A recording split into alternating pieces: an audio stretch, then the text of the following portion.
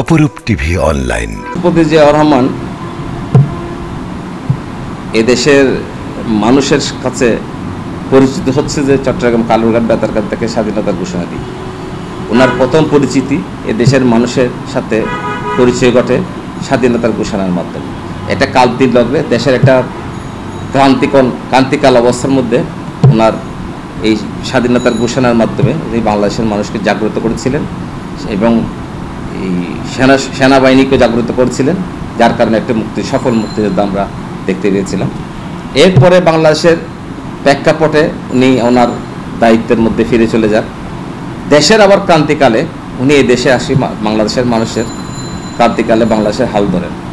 বাংলাদেশের প্রেক্ষাপটে আপনি যদি দেখেন যে স্বাধীনতার পরে জন্মগ্রহণ করা একটা ক্রান্তিকালে জন্মগ্রহণ করা একটা দল এখনও বিতর্পণে বেঁচে আছে এবং খুব বাংলাদেশের আপমর্যাদার কাছে সবচেয়ে জনপ্রিয় একটি দল হিসেবে বেঁচে আছে। কারণ হলো যে শহীদ রাষ্ট্রপতি জিয়াউর রহমান নিজে নিষ্ঠা এবং ইমানের সহিত এবং সততার সহিত দায়িত্ব পালন করেছেন। উনি একজন সততা মানুষ, একজন ইমানদার মানুষ এবং একজন ন্যায়নিষ্ঠার শাসক ছিল বলে ওনার যে দল গঠন করেছিল এই যত আজও বেঁচে আছে। আজকে দেখেন বাংলাদেশের যারা দাবি করে কি বাংলাদেশের স্বাধীনতার জন্মদাতা বলে দাবি করে যে আওয়ামী লীগ, আজকে আওয়ামী লীগ নিশ্চিহ্ন হওয়ার পথে। কিন্তু বিএনপি এত ক্রান্তিকারক অবস্থার মধ্যে বিএনপি কিন্তু আমাদের দেশ এগিয়ে করে যায়। আমরা আমাদের এই ক্রান্তিকালের মধ্যে আমাদের এই যে শহীদ রাষ্ট্রপতি যারা দেশের হাল থেকে ধরেছিলেন, বাংলা জাতীয় প্রতিষ্ঠা করেছিলেন, একটা সময় এসে তার বিদেশের চক্রান্ত, বিভিন্ন দেশের মানুষের অনেকের চক্রান্ত এবং ওনাকে এই চট্টগ্রাম মাটিতেই ওনাকে জীবন দিতে হয়েছে। উনি এখানে শাহাদাত বরণ করেন। আমরা আজকে এই যে সামনে 30 তারিখ শহীদ রাষ্ট্রপতি জিয়াউর রহমানের 46তম মৃত্যুবার্ষিকীতে আমরা শহীদ রাষ্ট্রপতি জিয়াউর রহমানকে সবচেয়ে বেশি যেটা আমরা স্মরণ করি সেটা হচ্ছে আমরা দোয়া মাহফিলের মাধ্যমে আমরা স্মরণ করি। কারণ আল্লাহ রাব্বুল আলামিনের কাছে চলে যাওয়ার পর একটা আত্মার কাছে শান্তি পাওয়ার জন্য বা দোয়া হচ্ছে সবচেয়ে বড় জিনিস। এটা আমাদের প্রথম আয়োজনতে থাকে সমস্ত চিটাঙ্গের মধ্যে সারা বাংলাদেশের প্রতিটা ওয়ার্ডে প্রতিটি ইউনিটে দোয়াটা মাহফিলটা করে থাকে। তার মধ্যে আমরা চট্টগ্রাম মহানগর বিএনপির বিভিন্ন কর্মসূচি আয়োজন করেছেন। আমাদের জিয়ানগরে যে আরাঙ্গনিয়াতে কারণ আমাদের মিলাদ মাহফিল আছে, দোয়া মাহফিল আছে, ওখানে কোরআন প্রথম আছে, এটা হবে। তারপরের দিন 31 তারিখ আমাদের মিলাদ এই চট্টগ্রাম মহানগরে কনভেনশন সেন্টারে আমাদের একটি স্মরণ সভা হবে আমাদের। এরপরে আমরা আমাদের উত্তর কাট্টলী বিএনপির উদ্যোগে চট্টগ্রাম এই কর্ণহাট জামা মসজিদে আমরা একটি দোয়া মাহফিলের আয়োজন করেছি। এটা আমাদের 9 নম্বর ওয়ার্ডে একটি দোয়া মাহফিল হবে আমাদের, ওই দিনেই হবে, ওই দিনে আমরা আয়োজন করেছি প্রত্যেকটা ইয়াতে। আর শহীদ রাষ্ট্রপতি জীবনের সবচেয়ে আমরা একটা জিনিস দেখেছি, ওনার 19 দফা কর্মসূচি আজকে কিন্তু বাংলাদেশের যত সংস্কার হয়েছিল সব বিএনপির আমলে সংস্কার হয়েছিল। এই সংস্কারের জনক কিন্তু শহীদ রাষ্ট্রপতি জিয়াউর রহমান। বাংলাদেশের মূল সমস্যা কিন্তু যে সমস্যাগুলো হচ্ছিল চিহ্নিত করে সংস্কার করেছিল উনি নিজেই। এই সংস্কার করতে যাইয়া উনি আপনাদের একটা জিনিস হচ্ছে দেখেন, আমাদের এই যেই বহুদলীয় গণতন্ত্র প্রতিষ্ঠা করেছিলেন একদলীয় শাসন থেকে। আর বাংলাদেশের যে সময় দেখা গেল যে আমাদের জাতীয়তাবাদের মধ্যে যে প্রশ্নবোধ চিহ্ন হয়েছিল, বাংলাদেশের জাতীয়বাদের উনি স্রষ্টা প্রবর্তন করেছিলেন বাংলাদেশের জাতীয়তাবাদের ক্ষেত্রে। আপনি দেখেন আমাদের এই ধর্মীয় বিভেদ যে হয়েছিল, যার ধর্মের অবস্থানে থেকে আমরা এই ধর্মকে একত্রিত করেছিলেন উনি সমস্ত, যাদের যার ধর্ম সে নিবেদনে পালন করতে পারে, ধর্মীয় নিরাপত্তা, সামাজিক নিরাপত্তা, এই কর্মসূচির মাধ্যমে উনি একত্রিত করেছিলেন এই বাংলাদেশ জাতীয়তাবাদী দলকে প্রতিষ্ঠা করেছিলেন। এবং কর্মসূচি এখনও পর্যন্ত সাধারণ মানুষের কাছে সবচেয়ে বেশি গ্রহণযোগ্য এবং সবচেয়ে বেশি সাড়া জাগর ছিল, যার কারণে বাংলা জাতীয়তাবাদী দল আজকে বাংলাদেশের প্রতিষ্ঠিত একটি আছেন।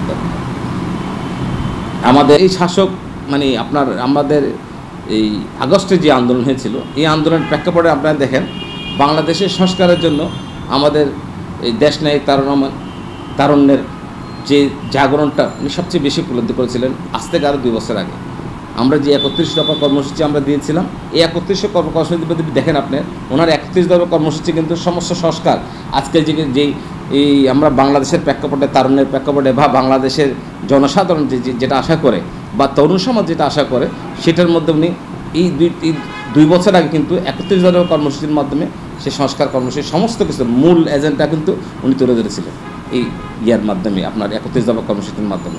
সেটা কিন্তু আজকে 2 বছর পরে আসি বাংলাদেশের জনগণ কিন্তু উপলব্ধি করছে সংস্কার একটা প্রয়োজন। এটা কিন্তু তারা যে 2 বছর আগে আমাদের রাষ্ট্র অবকাঠামোর মধ্যে আমাদেরকে দিয়ে গেছিল।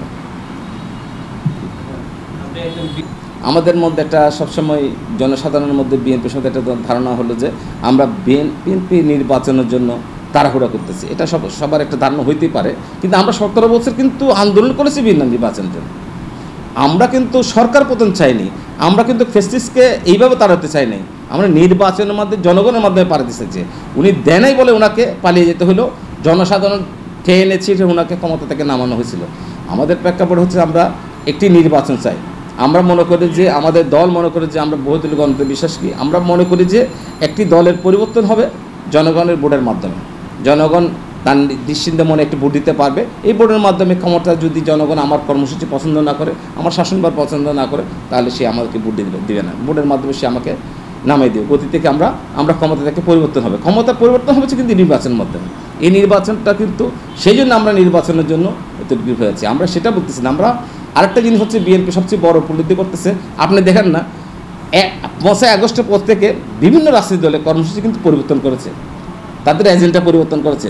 তারা কোন সময় বলতেছে এই জানুয়ারিতে ইলেকশন হইলে ভালো হয়, কে বলছে যে না আরও কিছু পরে হইলে ভালো হয়, কে বলছে আগে হচ্ছে। কিন্তু বিএনপি কিন্তু আমরা আগে থেকে বলছি ডিসেম্বরের মধ্যে নির্বাচন হলে ভালো হয়। না, আমরা নির্বাচনটা ডিসেম্বরের মধ্যে কেন বলতেছি?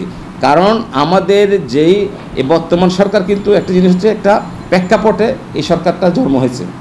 এই সরকারটা কিন্তু কোনো সাংবিধানিক আদার সব কিছু বলেন, যা কিছু বলেন, সব কিছুর মধ্যে সব কিছুকে আমরা এই জনসাধারণের সবাইকে সবার মাধ্যমে এটাকে ব্যালট করে এই সরকারটা গঠিত হয়েছিল। কারণ এটা সমর্থিত সরকার।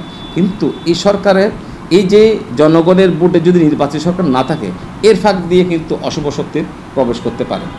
আপনি নির্বাচনে যদি একটা রুট ম্যাপ দেন, তাহলে রুট ম্যাপ অনুযায়ী সে সরকার পরিচালিত হবে বা আমাদের সংস্কারগুলো পরিচালিত হবে। আর সরকারের একটা যে আপনাদের এই তত্ত্বাবধায়ক সরকার বা আমাদের এই উপদেষ্টা পরিষদ, যে উপদেষ্টা বা অন্তর্বর্তী সরকার আমরা যাই বলি না কেন, এই সরকার কিন্তু একটা নির্বাচনের রুট ম্যাপ যখন দিয়ে ফেলবে, তখন এই সরকারের একটা নির্দিষ্ট মেয়াদ হয়ে যাবে। আপনার সবার কিন্তু একটা ধারণা হচ্ছে যে, এটা সবার ধারণা, যে কোনো মানুষের ধারণা হতে পারে যে আসলে কখন হবে নির্বাচন, আসলে এই সরকারের মেয়াদটাও কতটুকু হবে। এটার জন্য একটা নির্বাচনী রুটম্যাপ দরকার আছে। আমরা বলি যে নাকি কালকে নির্বাচন দেন, কিন্তু সরকার একটা দেখেন না, আপনার কোনো সরকার যখন তত্ত্বাবধায়ক সরকার, এই আমরা যদি তত্ত্বাবধায়ক সরকার অনির্বাচিত সরকারের মাধ্যমে যদি বলি, আমরা যে তত্ত্বাবধায়ক সরকারগুলো দেখেছি, 3 টার্ম সরকারগুলো দেখেছি, এরা কিন্তু 3 মাসের মধ্যে সব কিছু করতে পেরেছে, নির্দিষ্ট একটা টাইম পিরিয়ডের মধ্যে করতে পেরেছে। সেরা কিন্তু অনেক কিছু সংস্কারও করে এবং একটা নির্বাচনও দেয়, এটা 3 মাসের মধ্যে দেয়। তো সেই সরকার কিন্তু অনেকটা একটা সময় পেয়েছে।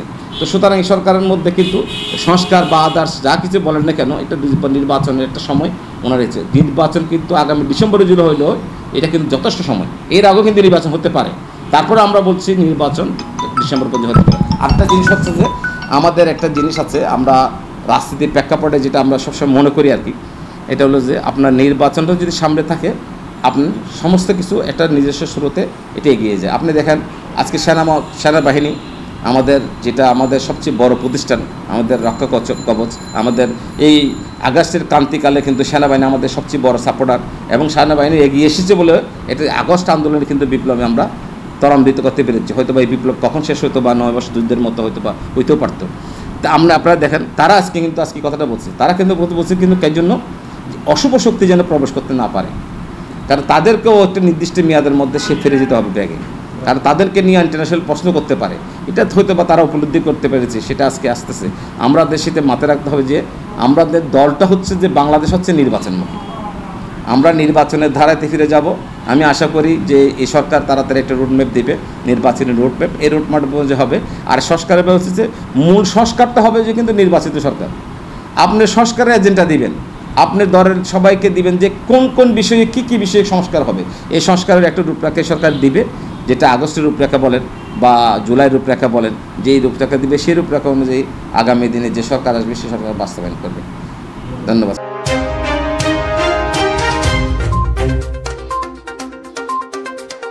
অপরূপ টিভি অনলাইন।